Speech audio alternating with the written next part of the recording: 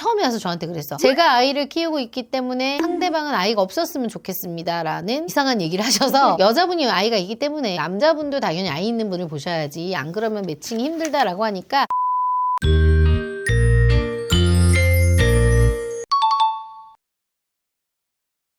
대표님, 결혼시장에서 가장 경쟁이 치열한 구간은 어느 구간이에요? 당연히 40대죠. 20대하고 30대는 그래도 이제 기회라는 게 있는데 40대가 되면 기회는 사라지고 계급만 남는 거죠. 40대의 결혼시장에는 마치 카스트 제도 같은 잔혹한 세 가지의 계급이 있습니다. 그래서 같은 40대인데도 어떤 사람은 30대한테 러브콜을 받고 어떤 사람은 50대한테도 거절을 당하기도 하죠. 같은 40대인데 왜 이렇게 다른 거예요? 그 이유에 대해서 지금부터 40대 결혼시장을 움직이는 잔혹한 세 계급에 대한 차이를 한번 이야기해 볼게요. 첫 번째입니다. 나고자입니다. 결혼시장에서 밀려난 40대. 나고자면 조건이 안 좋은 사람들인 거예요? 조건도 조건이지만 태도가 망가진 사람들. 이들에게는요, 세 가지 공통점이 있는데 스펙이 문제가 아니라는 거죠. 첫 번째, 나는 아직 괜찮아 라는 과대평가입니다. 나고자들은요, 자기 객관화가 안 되어 있어. 이게 제일 큰 문제인데, 내가 20대, 30대에는 진짜 잘 나갔는데 근데 지금은 어떤가요? 외모 관리도 포기가 되어 있죠. 배도 어느 정도 나왔지, 탈모, 피부 상태 안 좋아졌지. 아무리 내가 가꾼들 연예인 아닌 이상 40대로 보이거든요. 그런데도 난 괜찮아, 나 어디 가면 30대로 봐, 이렇게 얘기하잖아요. 두 번째입니다. 이상형이 20대, 30대에서 멈춰있다. 나고자들의 희망 조건을 들어보면 기가 차죠. 45세에 누가 봐도 아저씨 같은 분이 와서, 저는 30대 초반까지만 보고요, 키는 165에 몸매는 글래머스 해야 되고요, 인서울 4년제 나와야 되고 살림도 잘해야 되고 집도 부자여야 돼요. 그분 스펙은 어땠는데요? 그런 분들 보면은 경제력이 좋아서 그러시면 상관이 없는데 자산도 거의 모아놓은 게 없고 연봉 4천 중반대, 외모 관리도 잘 안 되어 있고, 이런 분들이 와서 과도하게 요구하는 케이스가 있죠. 또 이런 여성분도 있어요. 여자분 나이가 이제 44살인데 나이는 저랑 동갑까지만 보고요, 연봉은 무조건 1억이 넘어야 되고 수도권 아파트는 꼭 있어야 되고요, 키는 한 175 이상 정도 돼야 되고 초음만 볼래요. 주변에 이런 사람 있을까요? 꽤 있는 것 같아요.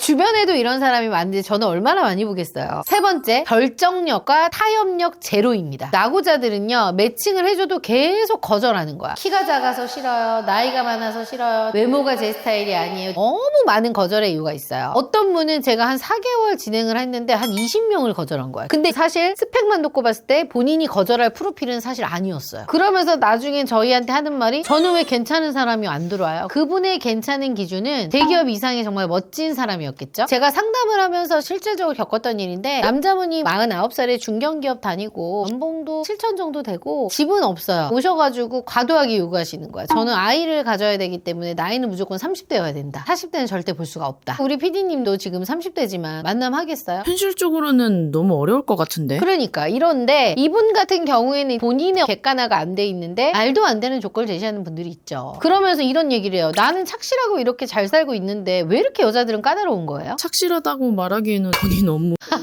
확실하게 본인은 이렇게 받고 있는데 본인 기준에서는 높다고 생각을 하시는 거죠. 근데 단연 남자만의 문제는 아니고 여성분 같은 경우도 45 정도 됐는데 연봉 3천에 그냥 모아놓은 건 거의 없는 초혼이신 분인데, 저는 또래 아니면 2-3살 위에 연봉 1억 이상의 집 있는 남자를 원한다, 이런 말도 안 되는 걸 원하시는 여성분도 있어요. 그러면서 이제 저한테 하는 말이, 주변에서 왜 이렇게 50대 이상의 소개만 들어오는지 모르겠어요 라고 하는데, 사실 여자가 45살이면 5살 차이밖에 안 나오고 말도 안 되는 얘기를 하시는 분들도 있다는 거죠. 이렇다 보니 자기 객관화가 안 된 나고자들의 이 결말은 어떻게 되냐, 결혼 시장에서는 퇴출될 수가 있죠. 왜냐하면 전혀 현실 감각이 없고 본인의 시장 가치를 전혀 모르고 타협도 안 하고 인정도 안 하고 계속 거절만 하다 보니 저희도 어떻게 할 수 있는 방법이 없어요. 근데 이런 분들이 하나같이 다 하는 말이, 조건 때문에 잘 안 됐다라고 생각을 하시는데 태도 때문에 결혼 시장에서 밀려난 겁니다. 두 번째입니다. 생존자가 있겠죠. 결혼 시장에서 겨우 살아남은 40대입니다. 생존자라고 하니까 겨우겨우 살아남은 느낌인데요? 진짜 실제로 그렇고요. 완벽하진 않지만요, 현실을 정확하게 알고 타협할 줄 아시는 분들이죠. 조건이 아주 최상은 아니어도 현실을 인정하잖아요. 그럼 결혼은 충분히 가능합니다. 이런 분들은 이렇게 얘기를 해요. 나도 40대니까 50대는 당연히 봐야죠. 관리만 어느 정도 되고 안정적이면 봐볼게요. 제가 지금 찬밥 더운 밥 가릴 때가 아닙니다. 돌싱이요? 자녀만 없다면 괜찮습니다. 이게 생존자의 마인드입니다. 이상형을 고집하지 않고 현실을 받아들이는 거지. 자기 객관화가 어느 정도 되신 분들이에요. 제가 상담했던 분 중에 남자분이 나이는 45세 정도 됐고 중견기업의 이제 부장님 정도 돼서 연봉도 한 1억 정도 되고 모아놓은 것도 한 3억 이상 정도 되시는 분이었어요. 근데 이분은 이제 키가 좀 작고 외모적인 부분이 그냥 누가 봐도 아저씨. 그 부분을 너무 자기가 알고 있기 때문에 직업이나 이런 부분을 좀 내려놓겠다. 나이는 무조건 밑으로 한 살까지만 어리면 된다. 라고 해서 모든 걸 다 열고 보셨던 분이 있어요. 그분은 결국 결혼했을까 안 했을까요? 당연히 했죠. 어떤 분이랑 매칭이 된 거예요? 40살에 초등학교 교사하고 결혼했어요. 근데 그 여자분도 객관화가 어느 정도 되셨던 분이기 때문에 너무 자연스럽게 결혼을 잘 하신 케이스입니다. 근데 40대가 되면 돌싱이 많다 보니까 자녀 있는 돌싱분들은 연결이 어렵지 않아요? 한방 언니한테 가면